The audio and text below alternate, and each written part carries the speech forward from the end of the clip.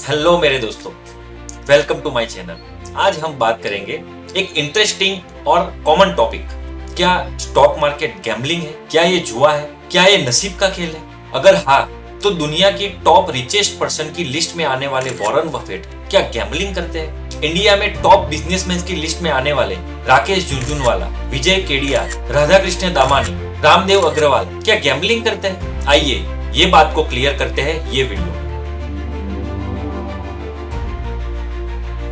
लोग stock market में पैसा क्यों नहीं लगाते हैं या तो इन्वेस्टमेंट क्यों नहीं करते हैं? अगर सबसे पहला कारण मैं आपको बताऊं तो लोग इसको गैम्बलिंग समझते हैं। तो क्या स्टॉक मार्केट गैम्बलिंग है? अगर कॉमन लोगों की तरह जवाब दूं तो हाँ, स्टॉक मार्केट गैम्बलिंग है। स्टॉक मार्केट गैम्बलिंग उन लोगों के लिए है जो फंडामेंटली वीक कंपनी के अंदर शॉर्ट टाइम के अंदर मल्टीपल प्रॉफिट कमाना चाहते हैं। स्टॉक मार्केट गैम्बलिंग उन लोगों के लिए है जो सिर्फ और सिर्फ टिप पे काम करना चाहते हैं। मैंने देखा है 90% लोग टिप पे ही काम करते हैं। किसी ने कहा XYZ कंपनी का स्टॉक ऊपर जाने वाला है तो वो स्टॉक को बिना समझे ले लिया। फिर 2-4 दिन के बाद वो कंपनी का स्टॉक नीचे आ गया और वो लॉस में चले गए। फिर राह देखते हैं, जब तक वो कंपनी का स्टॉक ऊपर नहीं आएगा तब तक हम नहीं बेचेंगे। 2-4 दिन के बाद और 20% गिर जाती है, फिर रोने लगते हैं और आसपास के लोगों को यही बताते रहते हैं ये तो बेकार है, इसमें कुछ नहीं है। अपने बच्चों को भी यही समझाते हैं ये कभी मत करना, ये गैम्बलिंग है, ये नसीब का खेल है। स्टॉक मार्केट गैम्बलिंग उन लोगों के लिए है जो अच्छी कंपनी में इन्वेस्ट तो कर लेते हैं,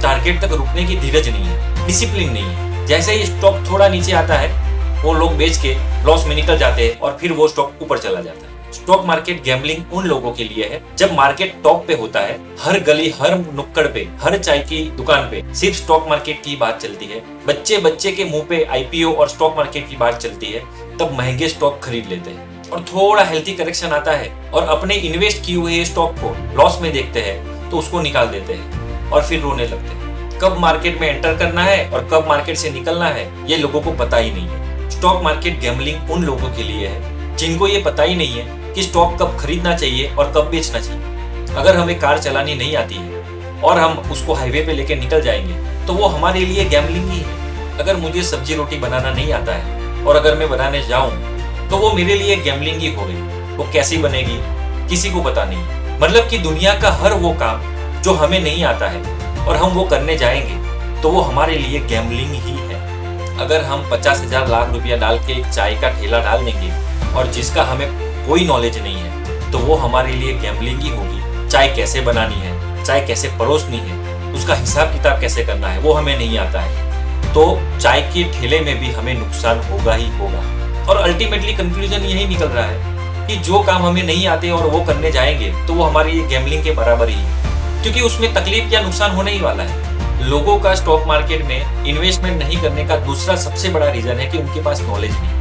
मेरे पास तो स्टॉक मार्केट का नॉलेज ही नहीं है तो मैं उसको कैसे करूं? तो मेरे भाई, दुनिया के अंदर हमने आज तक जो भी काम पहली बार किया है उसका नॉलेज हमें पहले नहीं था, लेकिन हमने उसको पहले नॉलेज लिया और फिर उसको किया तो वो काम सफल हो गया। जैसे कि बच्चा जब पैदा होता है तो उसको चलना नहीं आता है, उसको उसकी नॉलेज ही नहीं है तो वो कैसे चल रहा है, लेकिन वो सीखता है तो फिर वो चलने लगता है। जब वो पहली बार साइकिल चलाता है तो उसके पास नॉलेज नहीं थी कि साइकिल को कैसे चलाना है, लेकिन वो सीखता है तो वो साइकिल चलाना भी सीख जाता है। बच्चा स्कूल खत्म करके जब ग्रेजुएशन की डिग्री लेने जाता है तो उसको ग्रेजुएशन की कोई नॉलेज नहीं होती है, लेकिन वो 3 साल सीखता है। सीखने के बाद उसको ग्रेजुएशन की डिग्री मिलती है। उसी तरीके से अगर स्टॉक मार्केट में धीरे धीरे करके नॉलेज लिया जाए तो स्टॉक मार्केट एक बहुत बढ़िया बिजनेस बन सकता है। तो मेरे पास नॉलेज नहीं है तो मैं स्टॉक मार्केट कैसे करूँ? इसका एक ही जवाब है कि हमने जैसे आज तक नॉलेज लेके हर एक काम को सीख लिया है वैसे स्टॉक मार्केट को भी सीख लो।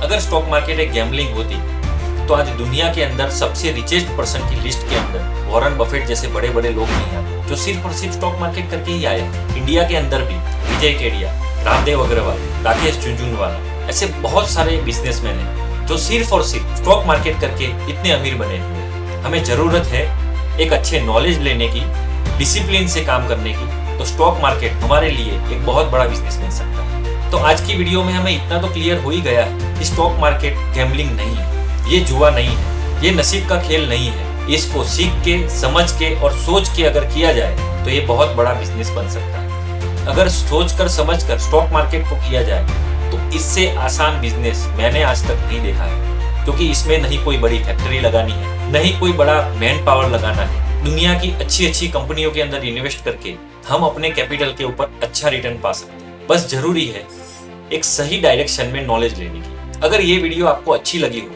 तो प्लीज लाइक कर देना और ये चैनल को सब्सक्राइब कर देना, क्योंकि आपको ये चैनल के ऊपर स्टॉक मार्केट से जुड़ी सही और बेसिक नॉलेज मिलती रहेगी। बस आज के लिए इतना ही। जय हिंद, जय भारत।